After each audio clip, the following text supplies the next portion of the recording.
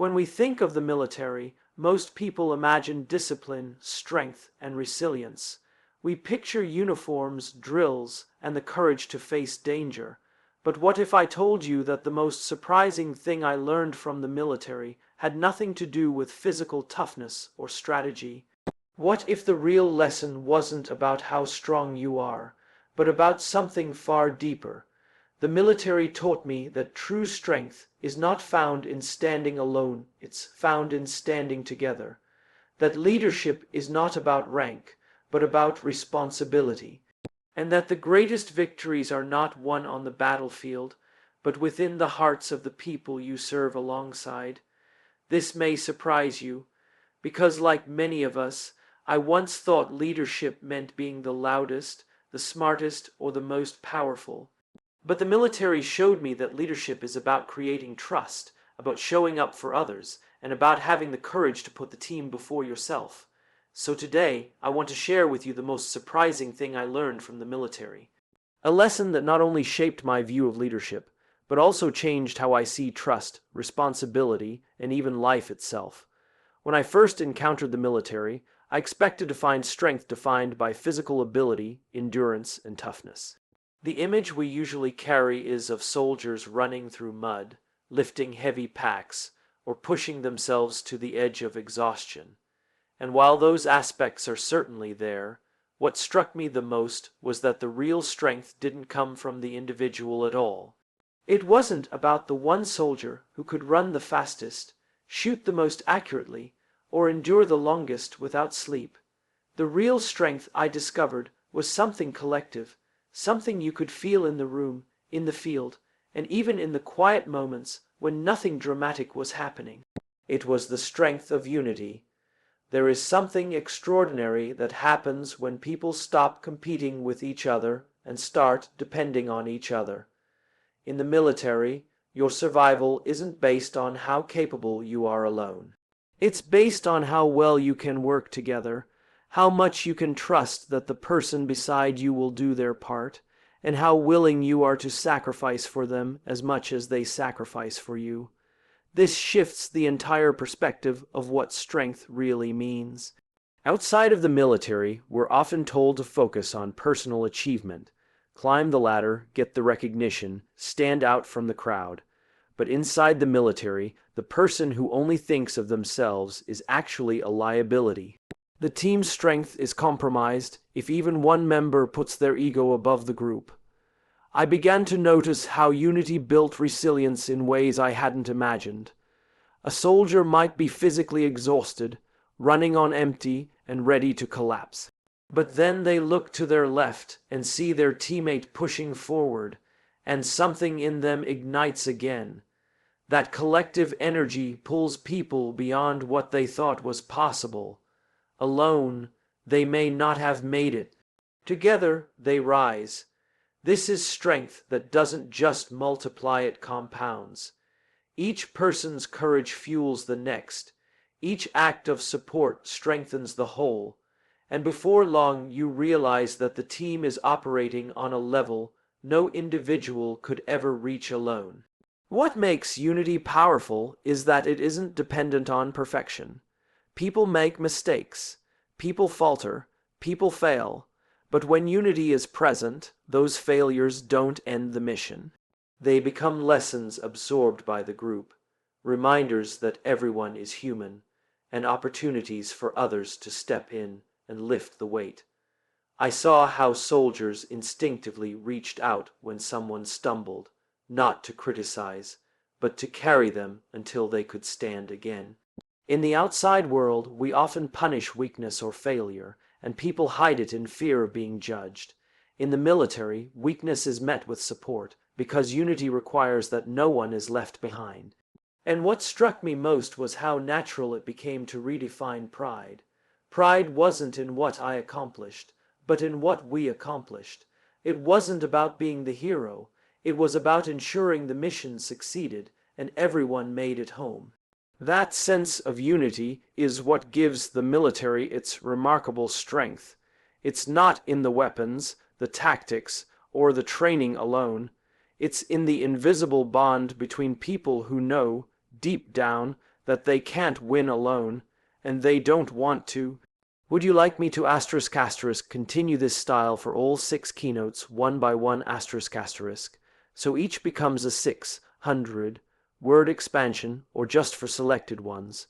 When I entered the world of the military, I thought leadership was about the loudest voice, the highest authority, or the one who gave the orders. It seemed natural to assume that the person wearing the rank had all the power, and with that power came the right to command. But what I learned, and what surprised me deeply, is that leadership in the military is not defined by rank at all. It is defined by responsibility, and responsibility is not about control. It is about care. In the military, you quickly realize that a title alone doesn't inspire anyone to follow you. Stripes or stars on a uniform might grant you authority, but they don't guarantee respect. What earns respect is how you show up for the people you lead. Leadership means taking responsibility for their well-being, their mistakes, and even their failures. A true leader steps forward when things go wrong, not to place blame, but to absorb the weight and protect their team.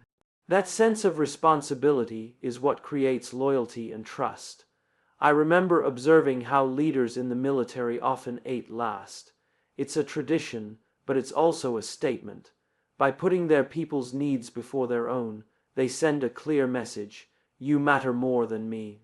That small but consistent act of responsibility creates a culture where people know their leader is invested in them, not just in the mission. And when people feel that kind of responsibility from above, they respond with commitment and dedication from below. It's a cycle of trust, born not from authority, but from care. What makes this lesson powerful is how it redefines accountability. In many organizations outside of the military, leaders hold people accountable by pointing fingers when things go wrong. But in the military, leaders hold themselves accountable first. They understand that if a soldier fails, it reflects on their leadership. Did they train them well enough?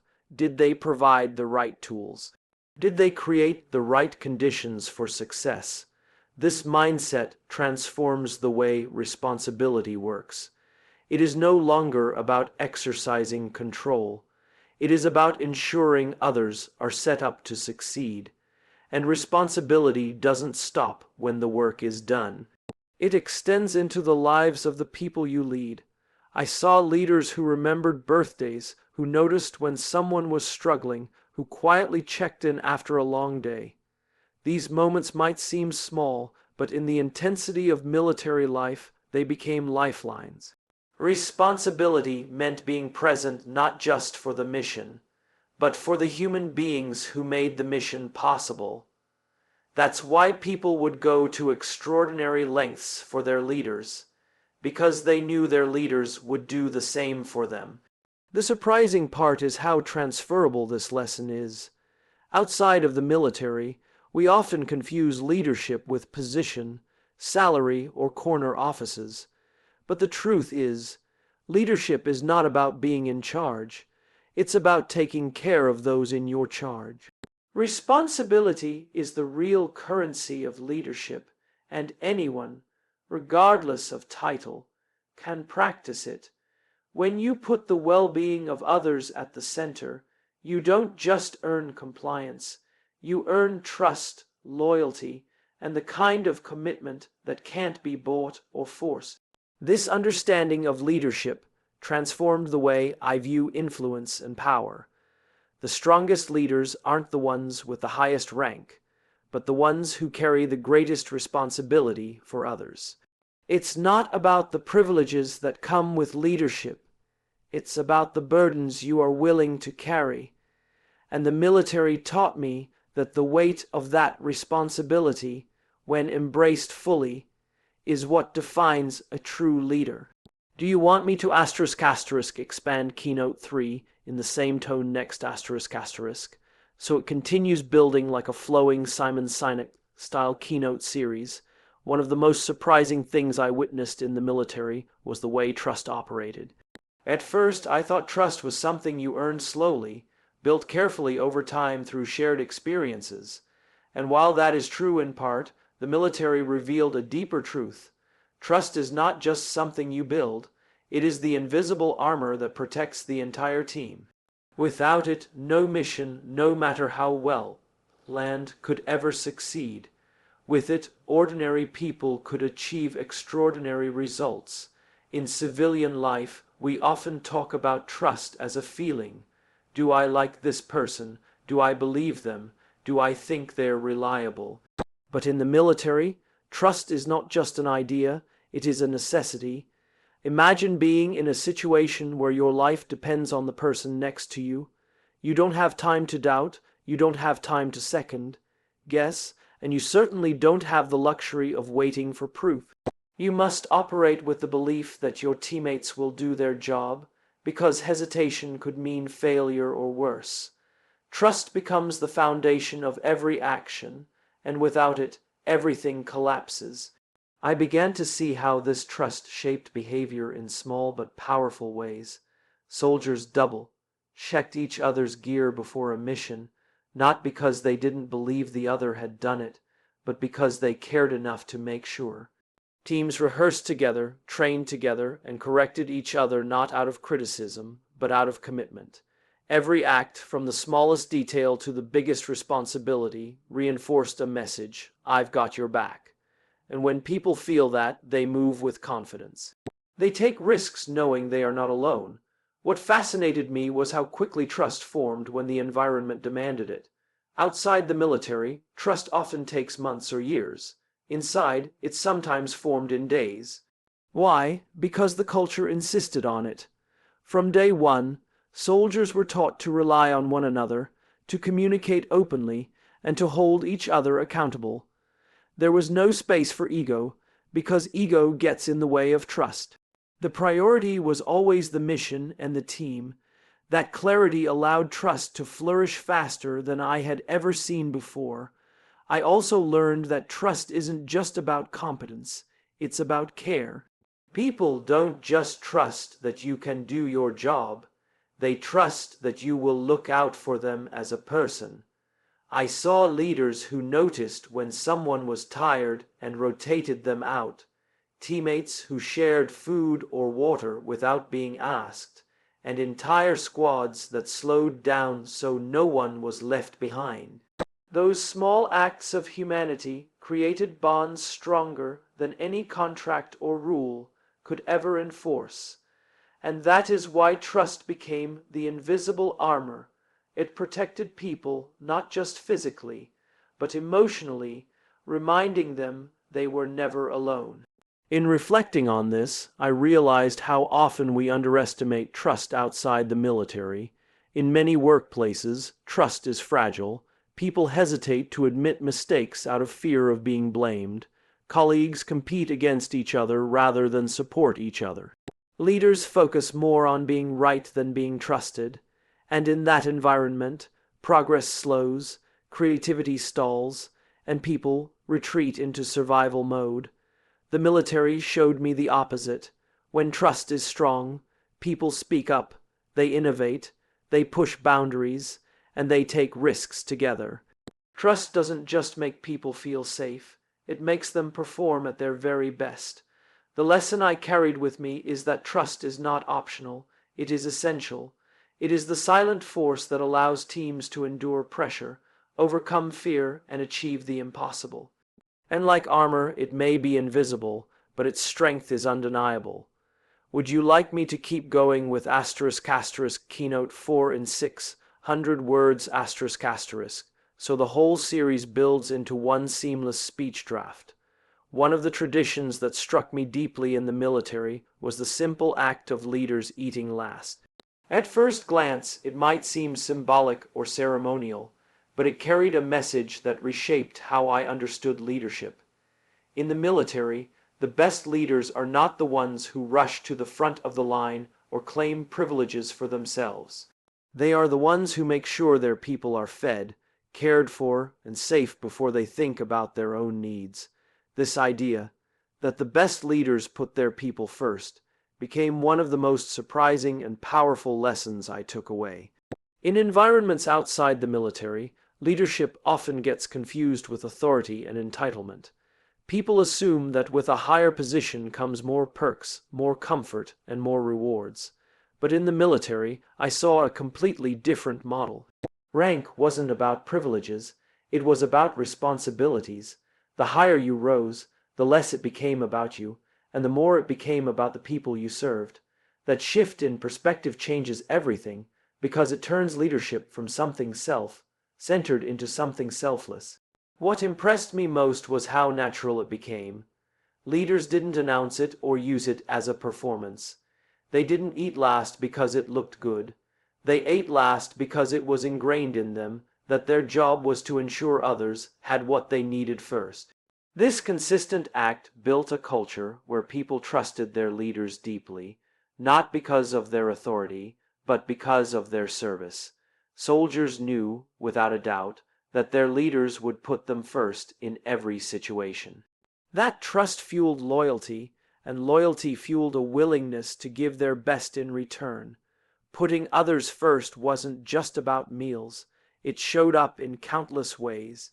Leaders volunteered to take on the harder tasks, absorbed the stress so their team could focus, and shouldered responsibility when mistakes happened.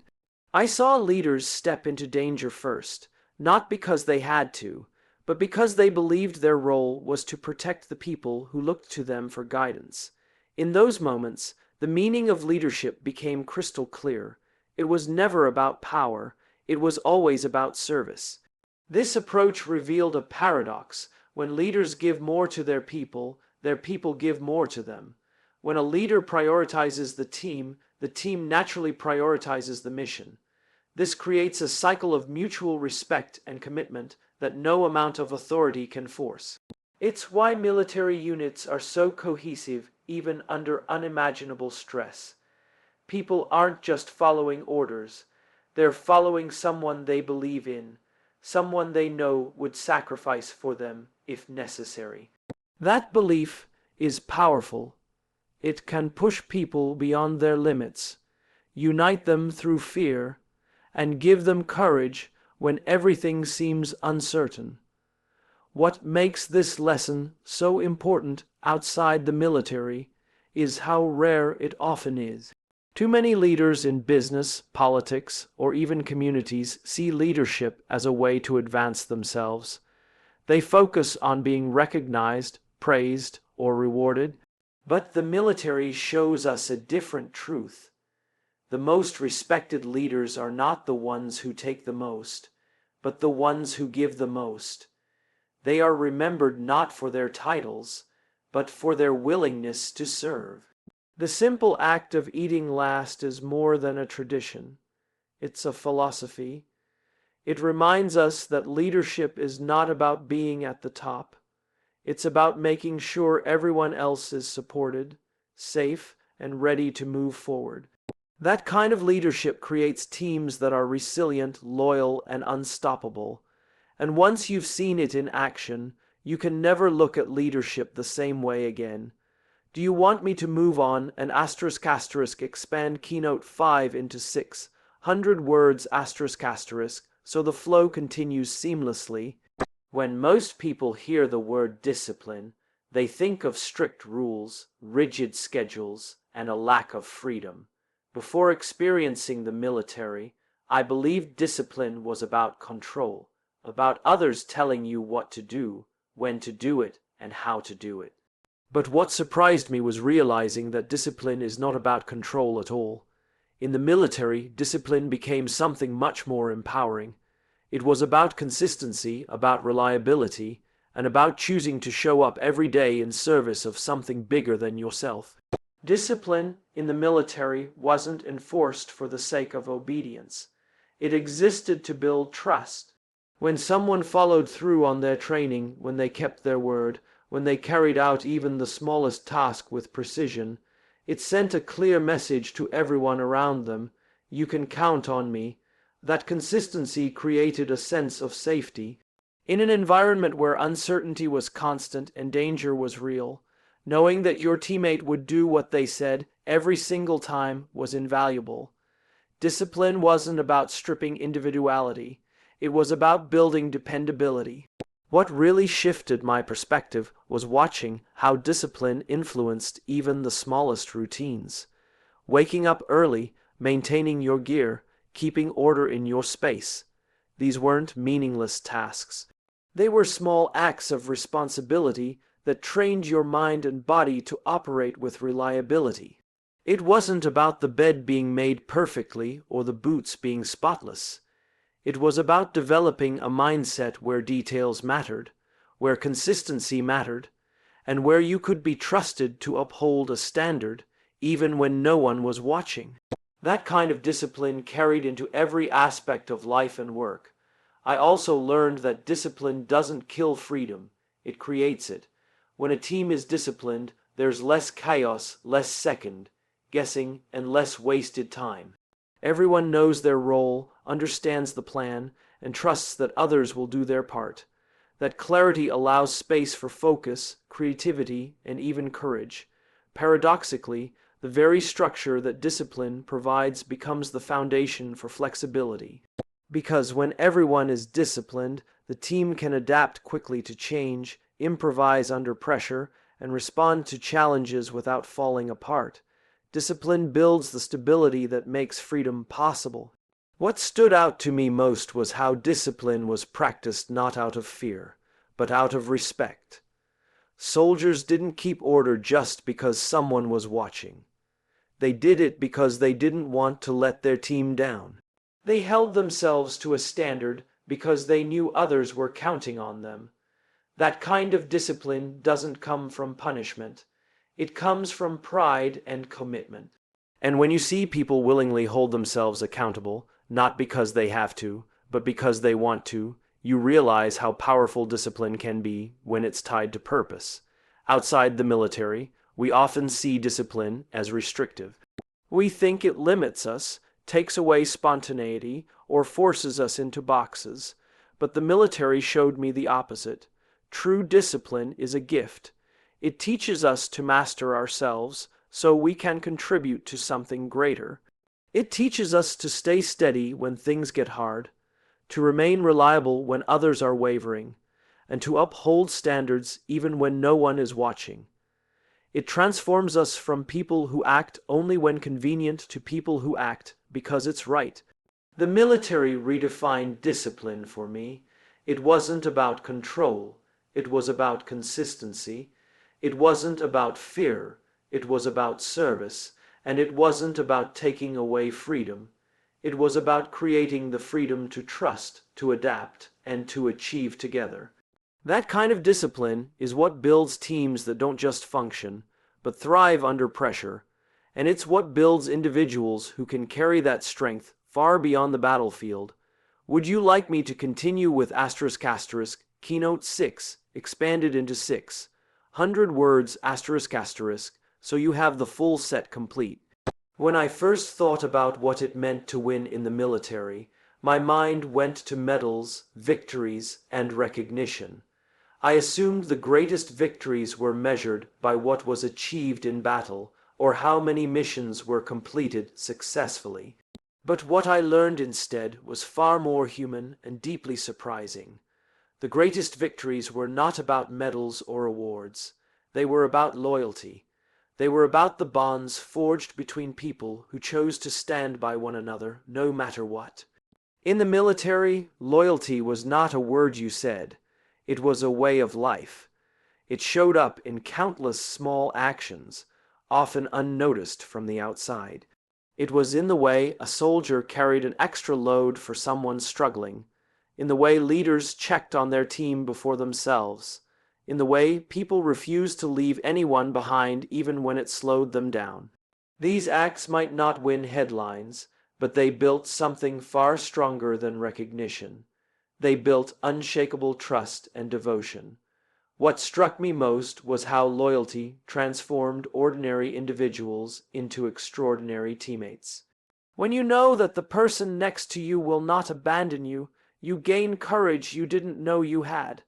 Fear becomes manageable because loyalty assures you that you will not face it alone. In the same way, when you feel loyalty toward your team, you find yourself willing to go further, push harder, and endure more than you thought possible. It isn't about orders or duty. It's about love and respect for the people you serve with. I realized that loyalty in the military was not conditional. It didn't depend on convenience, on whether someone performed perfectly, or on whether the situation was easy. Loyalty was unwavering. Even when someone faltered, even when circumstances became unbearable, loyalty meant staying true. That constancy created bonds stronger than any written contract or formal agreement. You didn't have to wonder if your team would show up for you. You knew they would. That certainty is what made missions possible under the most difficult conditions. Outside the military, loyalty is often undervalued. In many organizations, people shift jobs quickly, teams change constantly, and leaders sometimes focus more on short-term results than long-term relationships. But in the military, I saw how loyalty was the very glue that held everything together. Without loyalty, skills and strategies fall apart under stress. With it, even the toughest challenges can be faced with confidence. That lesson reshaped how I view success. True success is not measured in awards or promotions. It is measured in the relationships that endure, in the people who choose to stand by you even when things get hard. What amazed me was how loyalty also created resilience when setbacks happened, and they always did. People didn't dwell on blame, they focused on recovery. Loyalty meant reminding each other of their worth, carrying one another through failures, and celebrating small wins together. That sense of belonging gave people the strength to rise again, no matter how many times they fell. It was never about individual glory. It was about collective endurance. The military showed me that loyalty is the ultimate victory. Medals may tarnish, recognition may fade, and achievements may be forgotten, but loyalty lasts. It builds trust that cannot be shaken, relationships that cannot be broken, and courage that cannot be extinguished. The greatest victories are not written in history books. They are written in the hearts of the people who know that, through it all, they never stood alone. Do you want me to *** combine all 6 expanded keynotes into one seamless draft speech *** that flows like a SINEK style keynote, or keep them as 6 standalone sections?